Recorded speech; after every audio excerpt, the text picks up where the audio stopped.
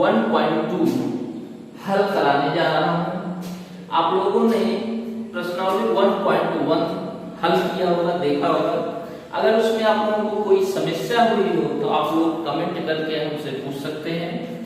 और अगर आप लोगों ने प्रश्नावली 1.1 नहीं हल किया है, उसका वीडियो आप लोगों ने नहीं देखा है, तो मैं उसका लिंक इस वीडियो के डिस्क्रिप्शन में रख दिया हूं। आप लोग वहां से डायरेक्ट पहले वीडियो को देख सकते हैं, जहां पे प्रश्नावली 1.1 का हल आपको मिलेगा। तो इसमें आपका जो प्रश्नावली 1.2 है, इसमें आपका जो क्वेश्चन दिए गए हैं उसको हम हल कराएंगे। इसमें पहला जो क्वेश्चन दिया हुआ है प्रश्नावली 1.2 में, जो पहला क्वेश्चन दिया हुआ है, दिया नीचे दिए गए कथन सत्य हैं या असत्य हैं, कारण के साथ अपने उत्तर दीजिए। यानी जो प्रश्न दिए गए हैं उसमें सही है या गलत है, इसको जो कथन दिया है सही है गलत है, क्या अगर सही है तो क्या कारण है, और अगर गलत है तो क्या कारण है, उसका कारण बताना है, क्यों सही है और अगर गलत है तो क्यों गलत है। तो बच्चों इसमें जो पहला क्वेश्चन दिया होगा, पहले में आपका 3 पार्ट दिया होगा, 3। तो पहले का पहला जो पार्ट है वो पूछ रहा है इसमें कि प्रत्येक अपरिमेय संख्या एक वास्तविक संख्या होती है। प्रत्येक अपरिमेय संख्या एक वास्तविक संख्या होती है।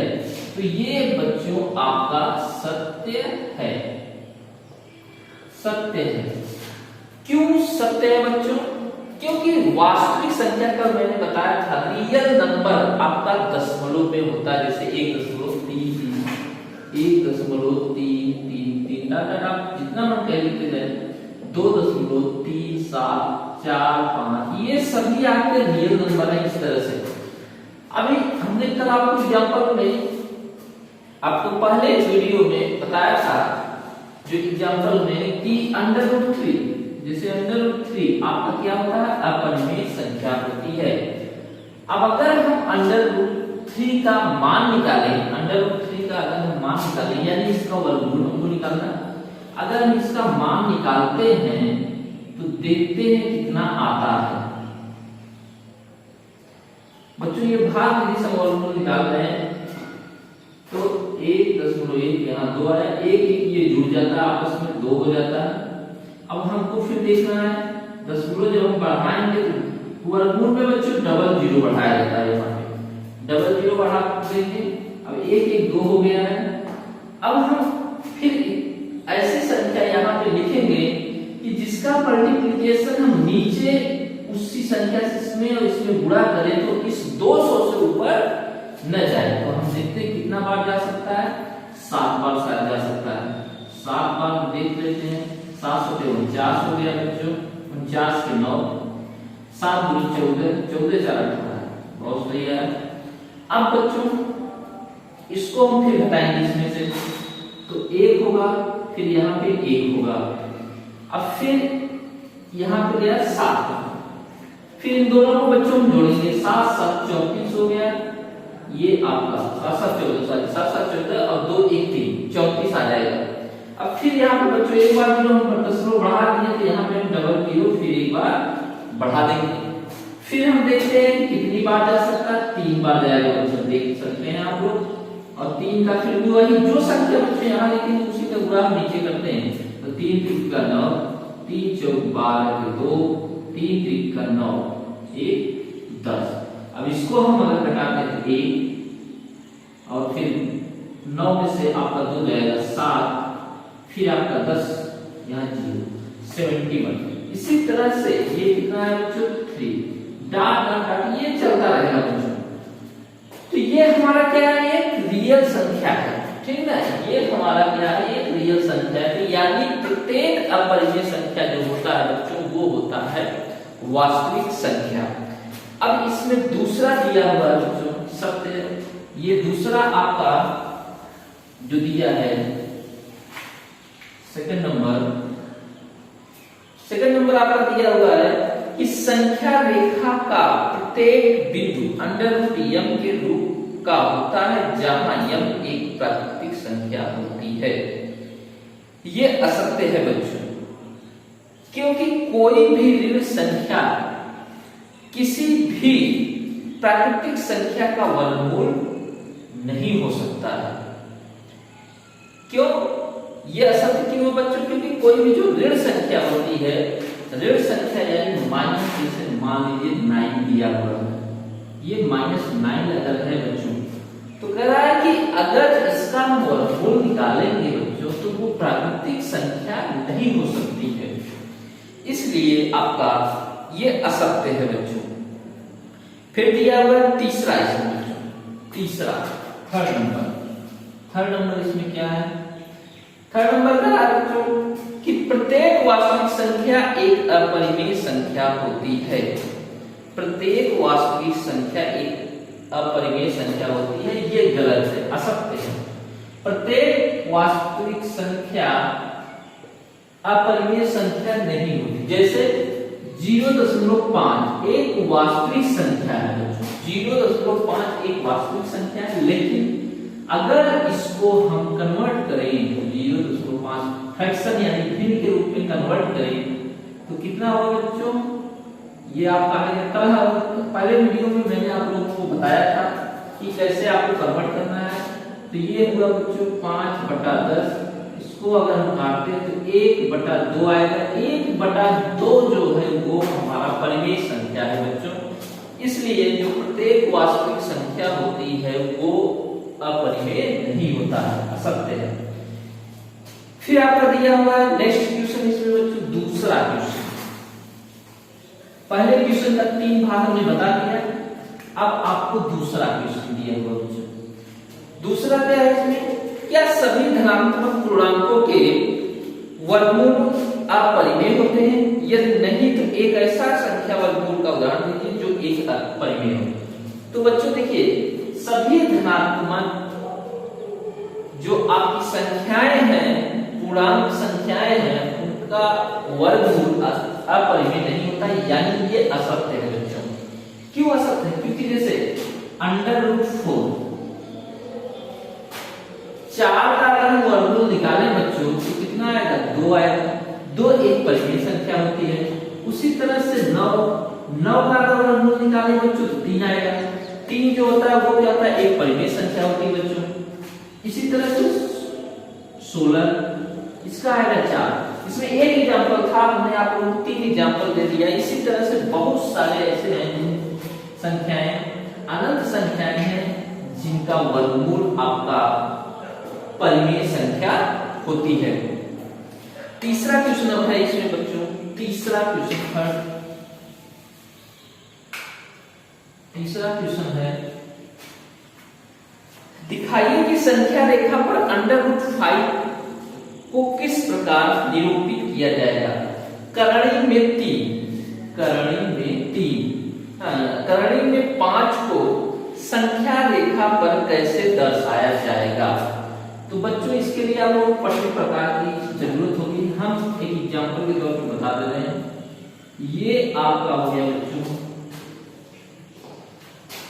रेखा, ये आपका रेखा हो गया। ये मान लीजिए ओरिजिन O है, ये आपका ओरिजिन O है। अब हम बच्चों सबसे पहले देखिए, करणी 5 को हम 2 पार्ट में अगर तोड़े, करणी 5 को अगर हमको लिखना हो बच्चों, करणी 5 को अगर हमको लिखना हो तो हम कैसे लिख सकते हैं? √4 + 1, ये हम लिख सकते हैं बच्चों √4 + 1। फिर इसको हम क्या लिख सकते हैं बच्चों? √2 का होल स्क्वायर + 1 का होल स्क्वायर, इसको लिख सकते हैं बच्चों। तो हम जानते हैं पाइथागोरस से कि जो कर्ण होता है, कर्ण स्क्वायर बराबर होता है लंब का स्क्वायर + आधार का स्क्वायर बच्चों। तो अगर हम आधार यहाँ पे 1 सेंटीमीटर ले लेते हैं, 1 ले लेते हैं बच्चों, सेंटीमीटर नहीं सॉरी, अगर हम आधार यहाँ पे 1 ले लेते हैं, यहां से पटरी से हम नापेंगे और 1 ले लेंगे, 1 हम इसको लेते हैं, एक जो भी हो सेंटीमीटर इसमें दिया नहीं है, आप सेंटीमीटर सेंटीमीटर में ले सकते हैं, सेंटीमीटर या 1 इंच जो भी लेना चाहते हैं इसमें आप ले सकते हैं। 1 सेंटीमीटर हम मान के चल रहे हैं, 1 सेंटीमीटर पे यहां हमने लिया। अब यहां से हम 90 अंश के कोण पे सीधा हम यहाँ पे पटरी प्रकार की सहायता से 90 अंश का कोण बनाएंगे और 2 सेंटीमीटर की एक रेखा खींचेंगे। यहाँ हम एक 90 अंश का कोण बनाएंगे और 2 ये कोण हमारा बच्चों 90 डिग्री का होना चाहिए, 90 डिग्री का होना चाहिए और एक हम 2 सेंटीमीटर की रेखा खींचेंगे, 2 सेंटीमीटर। अब बच्चों देखो ये हमारा हो गया 1 सेंटीमीटर, ये हो गया हमारा 2 सेंटीमीटर। तो अगर हम ये जो कर्ण है इसको मिला देंगे बच्चों, ये आपका जो कर्ण हमारा है इसको जब मिला देंगे तो जो इसकी वैल्यू आएगी बच्चों वो आएगी 2 का स्क्वायर प्लस 1 का स्क्वायर बराबर √5। तो ये इस तरह से संख्या रेखा पे हम इसको दर्शा सकते हैं बच्चों, √5 को हम इस तरह से संख्या रेखा पे दर्शा सकते हैं। अगला क्वेश्चन है बच्चों चौथा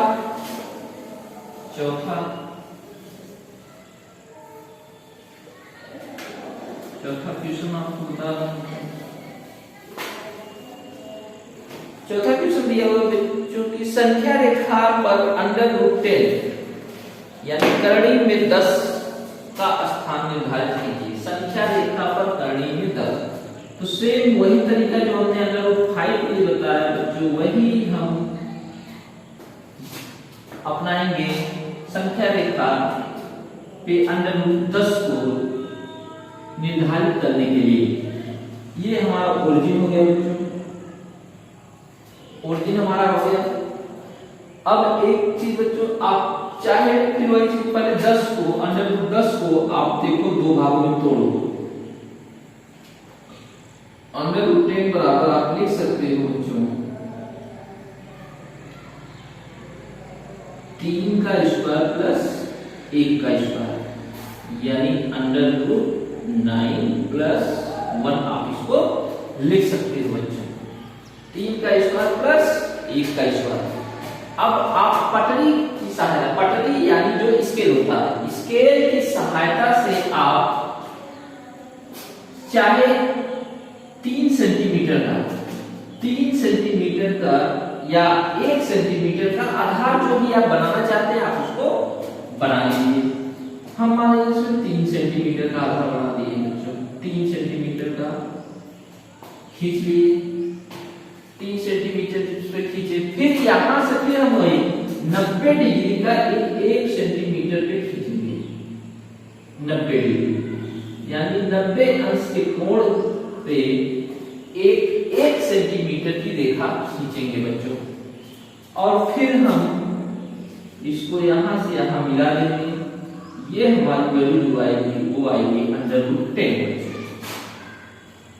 तो ये इस तरह से आपका √10 को संख्या रेखा पर निर्धारित किया जा सकता है। तो प्रश्नावली 1.2 का से जो भी 4 सवाल थे उसको हल करा दिया आप लोगों को। अब अगला इसमें कुछ टॉपिक्स हैं, कुछ हेडिंग दिए गए हैं जिनको थोड़ा से हम आप लोगों को समझाते हैं, जिनकी सहायता से प्रश्नावली 1.3 हल किया जा सकता है बच्चों। इसमें पहला जो टॉपिक दिया हुआ है वास्तविक संख्याएं और उनके दशमलव प्रसार। वास्तविक संख्याएं जो दी गई हैं उनको दशमलव के रूप में कैसे प्रसारित किया जाता है। तो इसमें दो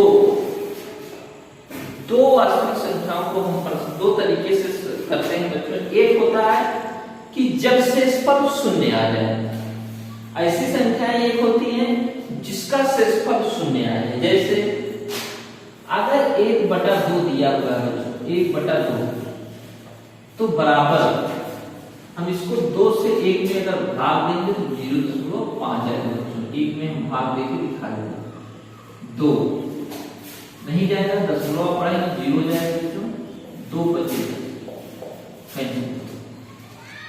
इसमें शेष जो आया बच्चों वो क्या आ गया, 0 हो गया। फिर एक वो संख्याएं होती हैं वास्तविक संख्याएं जिनका अशांत, जिसको वास्तविक संख्याएं बोला जाता है या अनावर्ती संख्याएं बोला जाता है, यानी वो 0 शेषफल आएगा ही नहीं उसमें। अनवरत वो चलती रहती है, लगातार वो चलती रहती है, संख्याएं कहीं भी खत्म नहीं होती हैं। जैसे 1/3 है बच्चों, 1/3। ये छोटा छोटा एग्जाम्पल आप लोगों को समझा रहे हैं जिससे आसानी से आपसे कुछ समझ में आ जाए। मैथ को थोड़ा सा आप ट्रिक लगा के हल करेंगे तो आसानी से आप लोग कर लेंगे बच्चों। 1/3 को अगर हल, अब 1 में हम 3 से भाग देंगे तो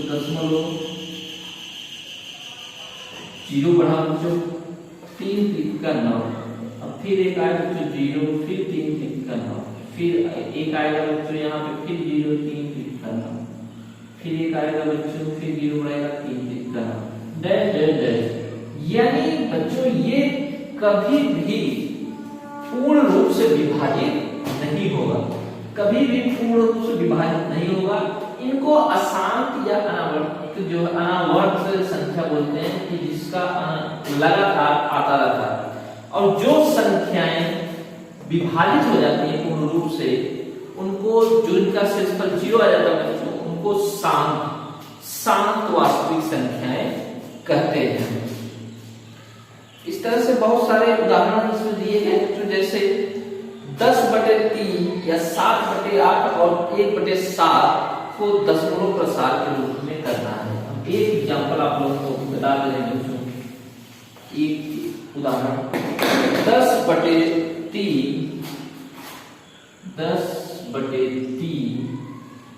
7/8 और 1/7, इन तीनों को दशमलव प्रसार के रूप में करना है बच्चों। तो सबसे पहले इसको हम करके दिखाते हैं। 10 में 3 से भाग दो बच्चों, क्या आएगा, 3 3 का 9। अभी हमने भाग देके आप लोगों को बताया है 3 3 का 9। अब दशमलव 0 9, फिर 1 आएगा बच्चों, 0 बढ़ेगा, फिर 3 बार जाएगा बच्चों, फिर 1 आएगा बच्चों, फिर 3 बार यहां से जाएगा बच्चों। ये कभी भी कैंसिल नहीं होगा, ये चलता जाएगा बच्चों। ये अशांत वास्तविक संख्या हो गई बच्चों। अब 7 में हम देते हैं भाग 8 से, दशमलव हम बढ़ाएंगे तो यहाँ पे 0 होगा बच्चों, 8 बार जाएगा, 8 64। आप लोग टेबल कोशिश करिए, टेबल आप लोग पढ़ते रहिए, 20 तक टेबल पहाड़ा जिसको बोलते हैं, आप लोग अगर याद किए रहेंगे तो थोड़ा से आसान रहेगा आप लोगों को सवाल हल करने में। यहाँ पे 8 बार करते हैं तो 8 64, यहाँ पे 6, 8 बार गए बच्चों, यहाँ फिर 0 आएगा, 7 बार जाएगा, 8 7 56, 4, यहाँ पे 7 बार गया, फिर यहाँ पे 0 5 बार गया, 8 5 40। ये देखो बच्चों नीचे शेषफल जो आया वो 0 आया, 0 शेषफल आया, तो ये हमारा कौन सा हो गया बच्चों, शांत दशमलव वास्तविक संख्या, शांत दशमलव के रूप में कर सकते हैं इसको। ये हमारा शांत दशमलव वास्तविक संख्या है। उसके बाद फिर आपका 1/3 हमने ऑलरेडी आप लोगों को बता दिया है बच्चों, तो कैसे इसको आपको हल करना है। तो बच्चों अब तक अगर आप लोगों ने चैनल को सब्सक्राइब नहीं किया है तो चैनल को सब्सक्राइब कर लें और इसको ज्यादा से ज्यादा शेयर करें, जिससे कि आपको और जो भी आपके मित्र हैं उनको गणित पढ़ने में सुविधा हो। और जो भी वीडियो सब्सक्राइब किए रहेंगे तो हम जो भी वीडियो डालेंगे बच्चों वो आप लोगों के पास लिंक चला जाएगा, आप लोग देख सकते हैं इसको। अब मैं नेक्स्ट प्रश्नावली, अगला प्रश्नावली हमारा अगले वीडियो में आप लोगों के पास आएगा। आप लोग इसको देखें और कोई भी दिक्कत अगर आप लोगों को आती है तो आप लोग कमेंट बॉक्स में लिख सकते हैं।